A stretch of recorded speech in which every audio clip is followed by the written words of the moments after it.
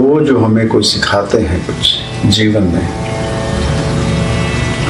वो जब हमें समझाते हैं, बताते हैं, तो पहले प्यार से ही समझाया जाता है, प्यार से ही बात की जाती है।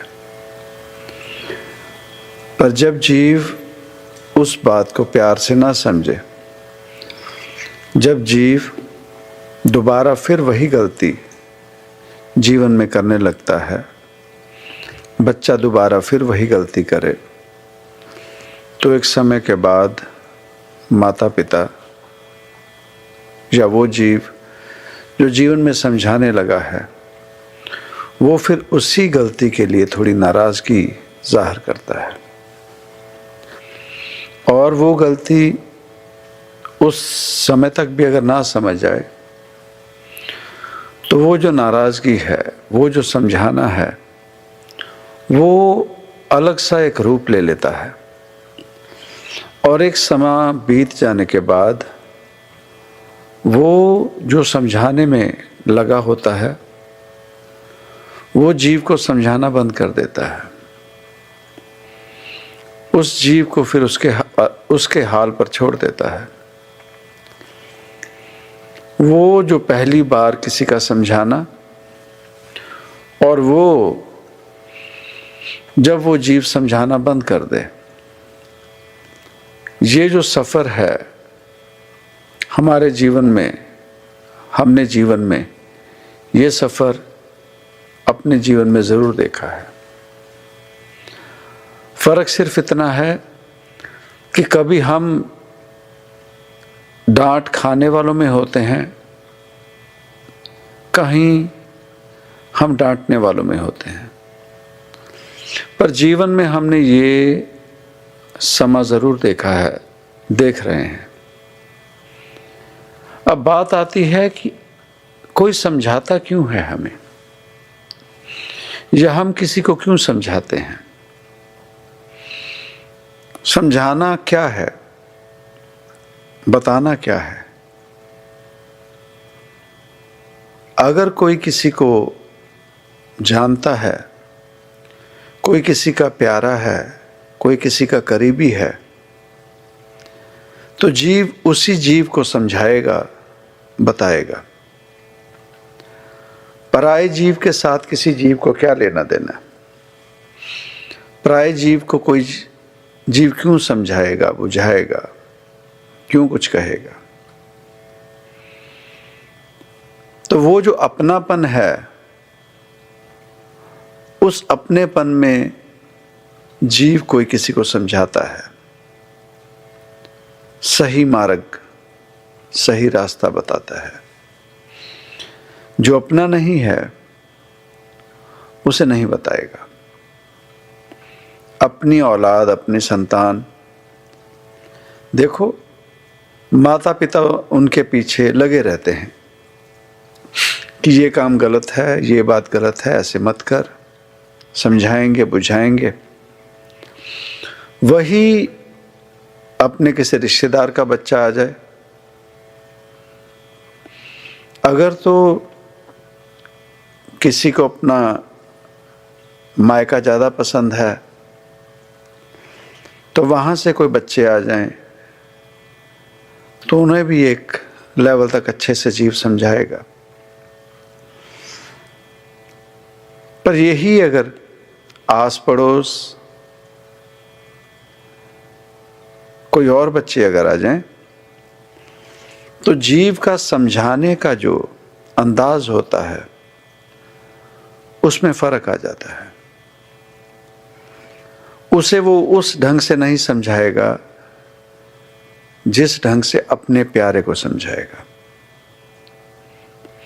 सो पहली बात, समझाया उसे ही जाता है जो अपना प्यारा हो, अपना करीबी हो। और वो जो समझाने लगा है, हम ये क्यों नहीं समझते कि उस समझाने वाले जीव की भी मेहनत लगती है। वो अपने जीवन से कुछ ज्ञान, अपने जीवन की कोई जानकारी जिससे जीवन में फ़ायदा होता है, वो अपने जीवन का जो सबक लिया है या जीवन में जो सबक देखा है वो किसी जीव को समझाने की कोशिश करता है। और वो सबक, वो समझाना अगर जीवन में कोई ले ले और करके देख ले तो फायदा जरूर होता है। पर अब के समय में हम समझना नहीं चाहते, हम सुनना नहीं चाहते। पर इस समझने, ना समझने में, ना सुनने में वो जो करीबीपन है, वो जो अपनापन है, वो जो जीव का एक जीव से दूसरे जीव का प्यार, मोहब्बत, रिश्ता, नाता, अब जब इन चीज़ों में ध्यान नहीं देते, हम इन चीज़ों को अहमियत नहीं देते, तो वो जो अपनापन है वो पराये में तब्दील होने लगता है। वो जो प्रेम रस, प्यार, मोहब्बत एक दूसरे के लिए होती है, धीरे धीरे वो ईर्ष्या में, नफरत में बदलने लगती है।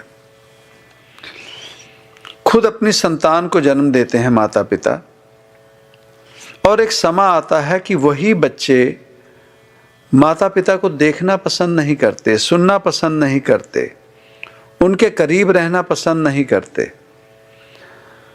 वो और कुछ भी नहीं।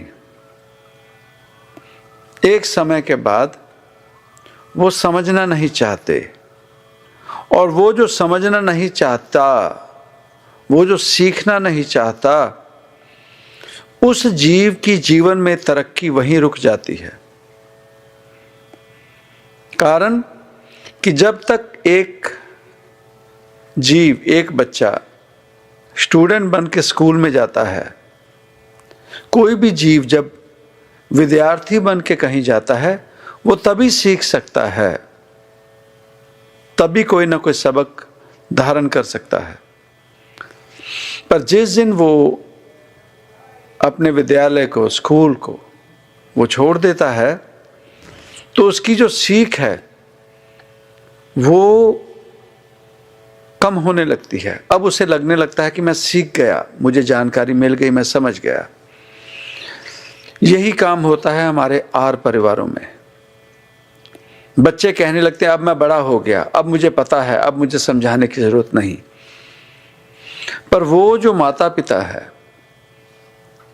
वो जरूर समझाते रहेंगे अंत तक। कारण कि वो जो तरक्की देखना चाहते हैं उस तरक्की तक वो जीव नहीं पहुंचा, तो उसे समझाते रहेंगे,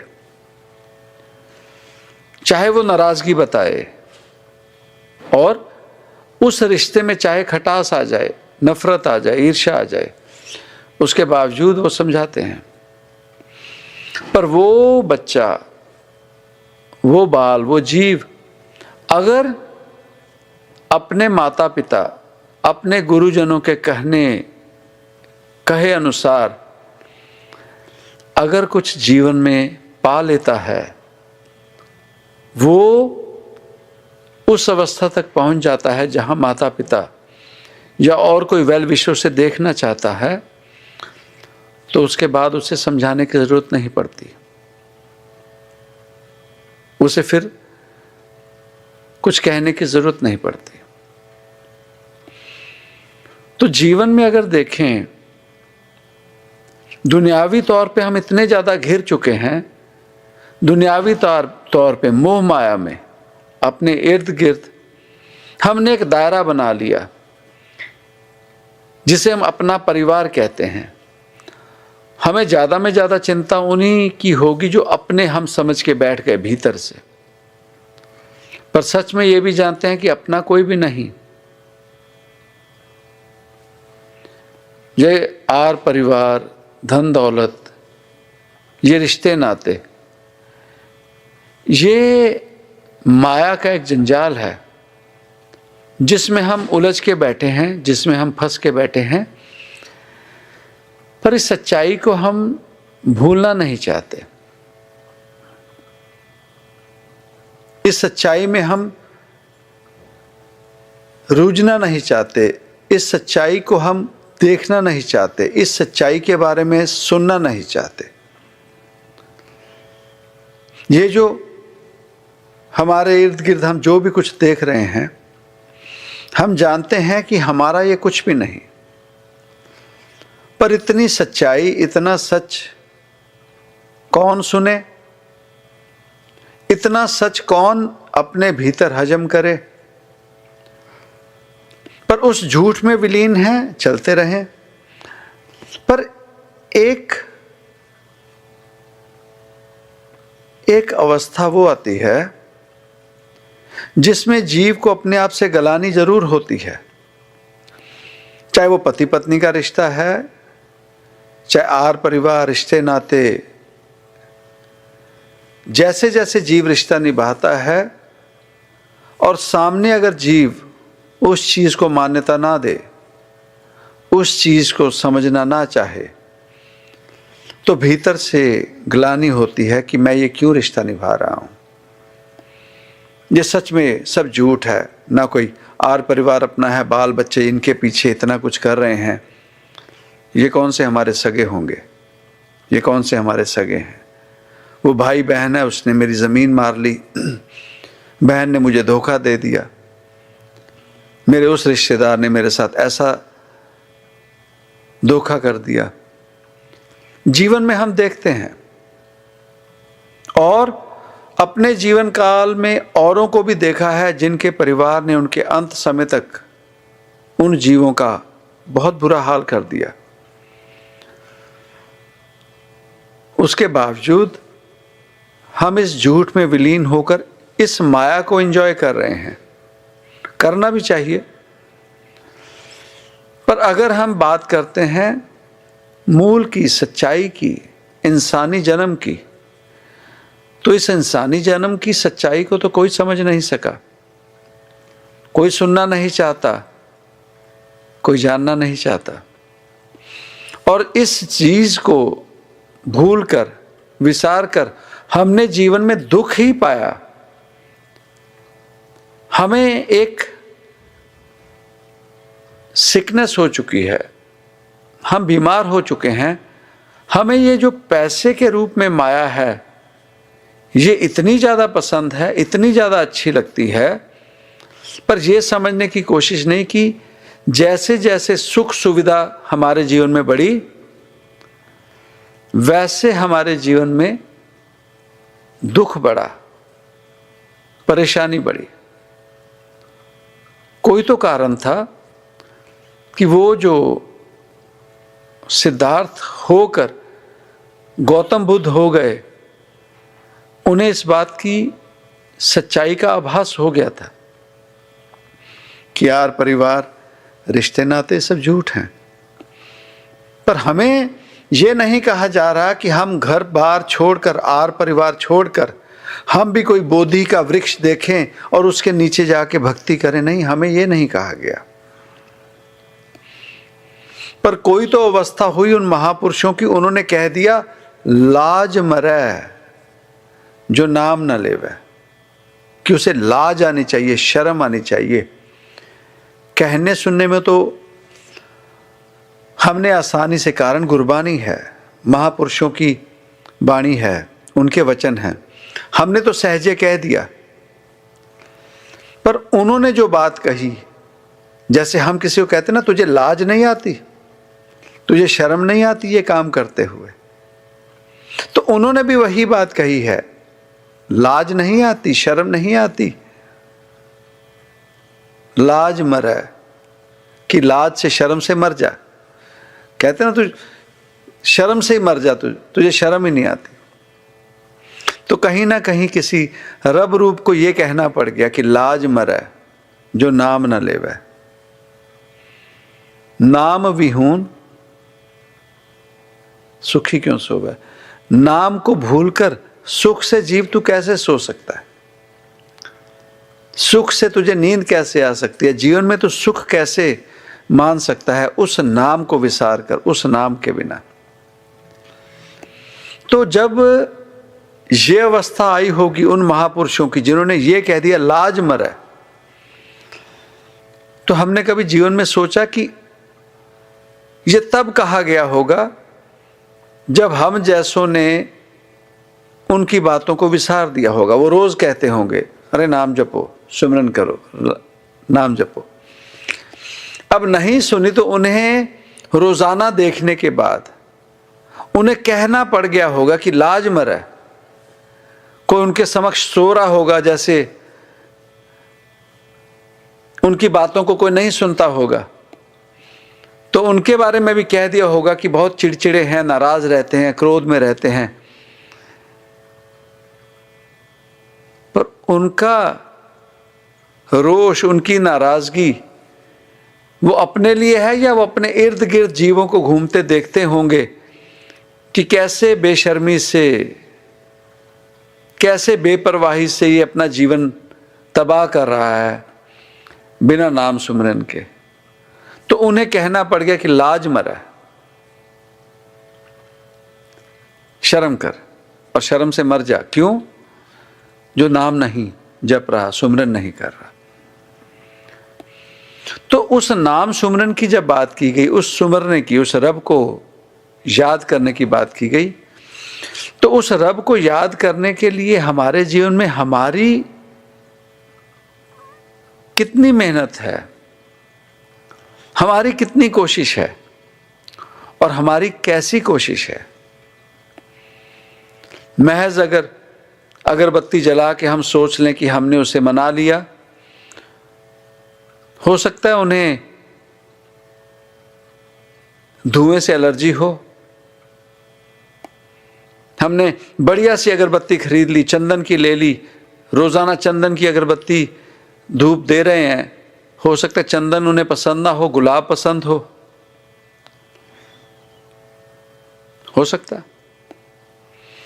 है उन्हें धुएं से एलर्जी हो, उन्हें धुआं पसंद ही ना हो। कारण उन समयों में जब यज्ञ होते थे, हवन कुंड होते थे, जहां धुआं उठता था, तो तब खुले आकाश के, गगन के नीचे, जंगल, आश्रम, बाहर पहाड़ों पर, खुली जगह पर होते थे, जिससे वो धुआं खराब नहीं करता था। अब हमने अपने चार दीवारी के भीतर, जहां से हवा भी नहीं आ सकती, उन चार दीवारियों में उस रब को बिठा लिया और रोज सुबह शाम उसे वो केमिकल बेस्ड अगरबत्ती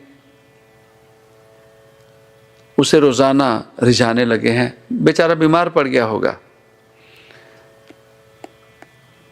एक चाव होता ना किसी के पास बुलाने से कि अरे वो आया, खुशी हुई, तो उस भगवान को बेचारे को डर लग जाता होगा, अरे 5 बजने लगे, अभी फिर दोबारा,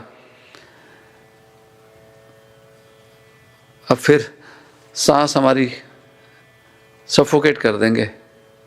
जैसे ही शाम में दीवान के पास वो थाली लेकर सजाकर जाते होंगे, तो बेचारे उनकी जान सूख जाती होगी, अरे फिर आ गए, अरे फिर आ गए। तो वो जिसे हम मनाने जा रहे वही भागने लग गया, तो पाया किसे? जीव हमारे पास रहना नहीं चाहते, कारण हम जीवों के पास रहना नहीं चाहते, मिलना जुलना नहीं रखना चाहते,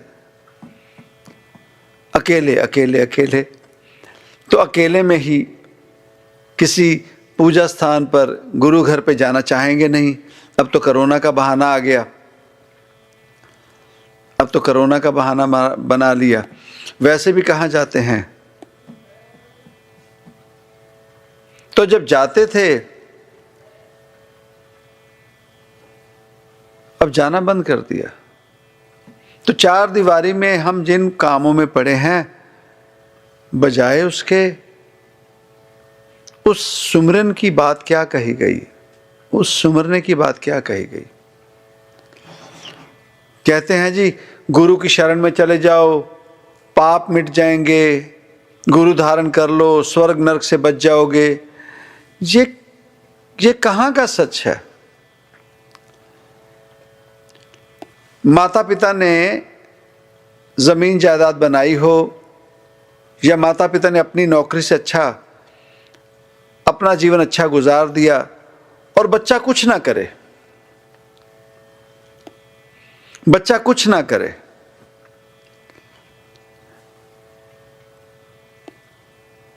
उस पैसे को संभालने के लिए भी कुछ करना पड़ेगा।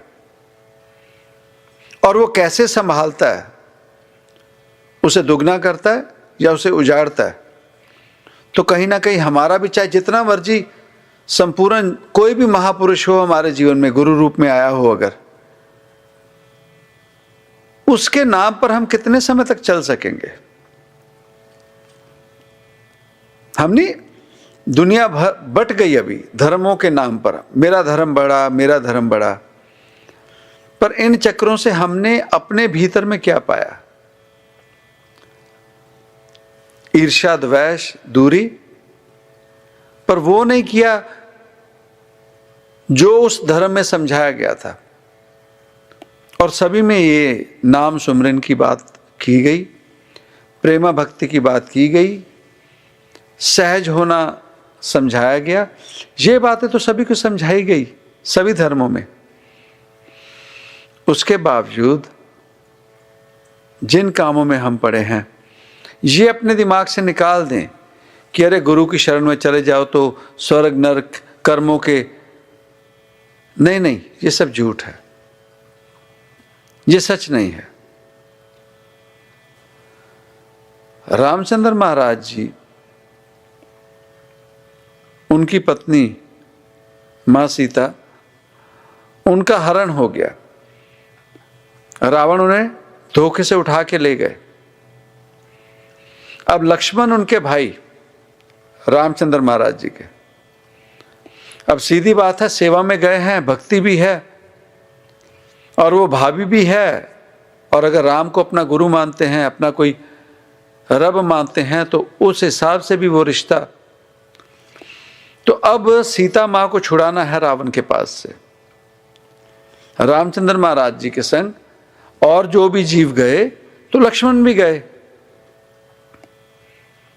अब उस युद्ध के दौरान लक्ष्मण के हाथों मेघनाद का वध हो गया।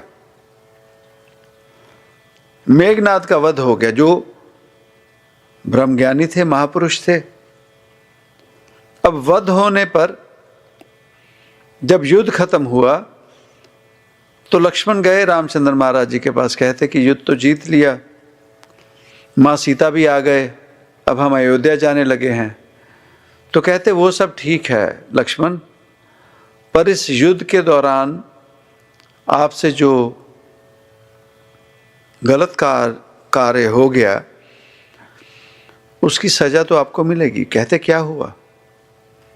कहते वो ब्रह्मज्ञानी थे मेघनाद, उनका वध आपके हाथों हुआ है, इसका पश्चाताप करने के लिए आपको दोबारा फिर समाधि में, नाम सुमरन में, भक्ति में आपको फिर दोबारा अज्ञातवास करना पड़ेगा, गृहस्थ में नहीं जा सकते। तो उस समय लक्ष्मण, आज हमारे जैसे जीव अगर होते तो लक्ष्मण कह सकते थे कि अरे पत्नी आपकी मदद करने में गया और फिर मैं सेवक भी हूं, सेवक होते हुए मेरा फर्ज था, मैंने आपकी मदद की, उसके बावजूद सजा फिर मुझे, आप इस सजा को मुक्त नहीं, मुझे इस सजा से मुक्त नहीं करवा सकते। नहीं, वो जानता था लक्ष्मण कि नहीं, कर्मी आपो अपनी के नेड़े क्या दूर, मैंने कर्म किया है तो उसका भुगतान मुझे ही करना पड़ेगा। और वो गए, दोबारा फिर समाधि में गए, गृहस्थ में नहीं गए। अगर रामचंद्र महाराज जी, जिन्हें त्रेता युग का मालिक कहा गया, वो लक्ष्मण जो उनके भाई हैं, और ये भी कहा जाता कि वो शेषनाग के अवतार थे, अगर उन्हें अपने जीवन में उस किए कर्म का भुगतान करना पड़ा तो हम जैसे जीव अपने आप को किस धोखे में लेकर चले हैं कि हमें कुछ नहीं होगा, हमें कोई सजा नहीं मिलेगी। ऐसे नहीं होता, ऐसे नहीं होता। कोई गुरु, कोई रब किसी के कर्म नहीं काट सकता। ये झूठ है। अपने आप को धोखा ना दें, अपने आप को धोखा ना दें। अपने कर्म खुद हमें बनाने पड़ेंगे, अच्छे हैं या बुरे हैं उसका भुगतान हमें करना पड़ेगा। कर्म अपने अच्छे कर लें, अपने जीवन की प्रणाली, जीवन शैली अच्छी कर लें। ये जो मोह माया है, माया जंजाल है, ठीक है, जीवन में जरूरी है, इसे लेके चलें। पर अगर कोई फकीर ने यह कह दिया कि लाज मरे, अब समझ लें कि ये नाराज हो चुका है, अब ये नाराजगी हो चुकी है। जैसे माता पिता मरने तक की बात करे तो समझ लें कि वो माता पिता अंदर से बहुत ज्यादा परेशान हो चुके हैं, अब वो नाराज हैं अंदर से। तभी ये कहा जाता है मर जा जीव, तू मर जा, शर्म से मर जा। तो वही बात कही, लाज मरा है। तो अगर सत्संग रूप में अगर ऐसे शब्द आते हैं तो समझ लें कि वो कहीं ना कहीं हमसे नाराज हैं अब। और अगर अब भी नहीं समझेंगे तो वो जो अपनापन है, अपनों को समझाया जाता है, अब कहीं वो दूरी ना हो जाए। हमारे जीवन में कोई हमें समझाने वाला ना रहा, कहीं वो समय ना आ जाए। पर हम जो कर्म कर रहे हैं वो उसी समय की मांग कर रहे हैं, भीतर से दूरी, समझाना बंद।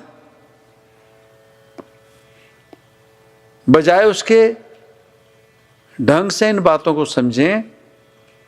और अगर कहा गया कि अपने जीवन में नाम सुमरन बढ़ा लें, अपना खजाना बनाने लगें, अच्छे कर्म करने लगें, अच्छे कर्म कमाने लगें, तो इन चीज़ों से अपना मुंह ना मोड़ें, अपने आप को धोखा ना दें। रोज़ाना के दिनचर्या में हमारे जो कर्म हैं, उन कर्मों का हिसाब हमें खुद भुगतान करना पड़ेगा, देना पड़ेगा। तो उन चीज़ों को समझें,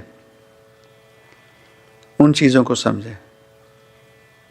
अगर ये नहीं समझते तो जीवन में चाहे जितनी बड़ी घर में मूर्ति रख लें, चाहे जो मर्जी रब का स्वरूप रख लें, जो मर्जी कर लें, उन चीज़ों से जीवन में फर्क नहीं पड़ेगा, उन चीज़ों से फर्क नहीं पड़ेगा। और आडंबर उसे ही करने पड़ते हैं जो भीतर से कमज़ोर हो, जो भीतर से डरा हो, जिसे पता हो कि भीतर से मैं कमज़ोर हूँ। आडंबर उसे ही करने पड़ते हैं। नहीं तो रब तो इतना सीधा है, वो रब इतने सीधे हिसाब से मिलता है। वो जो भक्ति में चले जाते हैं, जो कई दिन नाम सुनने में बैठे हैं, वो तो स्नान भी नहीं करते, शरीर भी स्वच्छ नहीं करते। हमारे जैसे रूप संवारते हैं, ये सब आडंबर करते हैं। रब किन्हें मिलता है, उन्हें या हम जैसों को? रब आडंबरों में नहीं है, रब सहज है। और वो सहज तब मिलता है जब हम सहज हो जाएं, आम हो जाएं, विद्यार्थी हो जाएं और सीखने की लालसा भीतर रखें, सुनने की लालसा भीतर रखें। और ना सिर्फ सुनने की, अपने जीवन में ढालकर अपने जीवन की तरक्की ज़रूर हो, अपने जीवन का फ़ायदा ज़रूर देखें। ये ना देखें कि वो ऐसे कर रहा है, वो तो रब को मानता नहीं है, फिर भी लहरों बहरों में है। उसके कर्म अपने साथ, हमारे कर्म क्या हैं? अगर तो सत्संग में जुड़ते हैं, सत्संग सुनते हैं, किसी फ़कीर का संग अगर कर रहे हैं, तो सत्संग हमारे हाथ में नहीं होता। साध संगत जी, कौन सी गुरबाणी की पंक्तियाँ, कौन से कोई भजन कहाँ से वो पंक्तियाँ आती हैं, हमारे हाथ में नहीं, वो जो उन्होंने सत्संग करवाना होता है। तो भींग बाबा जी, हमें भी डर लग गया आज ये जो पंक्तियाँ आई कि लाज मरै जो नाम न ले। अगर ये पंक्तियाँ आ गई हैं तो हम जैसों के लिए अब सोचने का समय आ गया है। हमें डर जाना चाहिए भीतर से, कहीं सत्संग छूटने का समय तो नहीं आ रहा, कहीं दूरी का समय तो नहीं आ रहा, कहीं वो नाराज़गी तो नहीं कर रहा कि हमें समझाना ही बंद कर दे, बस हम लोग ना बदले हैं ना बदलेंगे तो जिन हालों में हैं वैसे रहें। कहीं ऐसा तो नहीं होने लगा। सो होश में आए, यहाँ से जागें, रोज़ाना देखें जीवन में क्या हो रहा है, हमारे इर्द गिर्द और हमारे साथ क्या हो रहा है। बेहतर नहीं हो रहा।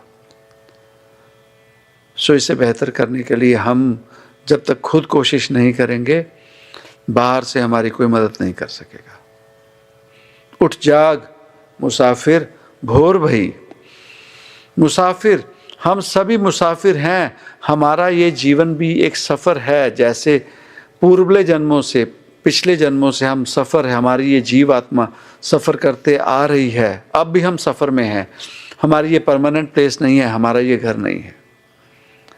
तो इसीलिए कहा गया उठ जाग मुसाफिर भोर भई। अब तो जाग, सुबह, जब जागो तब सुबह सवेरा।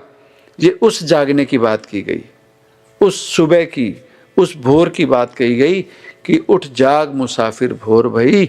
अब रैन कहाँ जो सोवत है, अब रात कहाँ। जीवन कितना गुजार दिया उस मद में, उस काल के आगोश में। सोए सोए जीवन बीत गया, पता नहीं कितनी उम्र हो गई हमारी। अब रैन कहाँ जो सोवत है। जो सोवत है वो खोवत है। तो जितने सोए हैं सभी तो खो रहे हैं रोजाना जीवन में, खोते तो जा रहे। जो जागत है सो पावत है। सो जब यहाँ से जागेंगे, भीतर से जागेंगे, पाने लगेंगे। और जीवन की सच्चाई वही है कि इंसानी जन्म में मोह के चक्रों में जो माया में विलीन हो चुके हैं, ये साथ संगत जी, इसे इतनी अहमियत ना दें, किसी की भी नहीं है। जिसके पास जितना पैसा वो अपने आप में रब बना है। जिसके पास जितना पैसा उसे हम इज्जत सम्मान देते हैं, इज्जत सम्मान देते हैं। और फ़कीरों को वाकई फ़कीर समझ लेते हैं। क्या पता कि फ़कीर की गोदड़ी में क्या पड़ा है। तो हम जो माया में अपने आप में रब बनकर बैठे हैं, मत करें ऐसे। ये साथ नहीं जानी, पर वो जो रब का सुमरन की बात की गई, अच्छे कर्मों की बात की गई, वो ज़रूर हमारे साथ उस रब के घर में जाएंगे और उसी से हमारा फ़ायदा होगा। तो खुश रहो, दाता कृपा करें, हाजी परवान करें। बहुत बहुत सभी को बहुत प्यार, खुश रहो।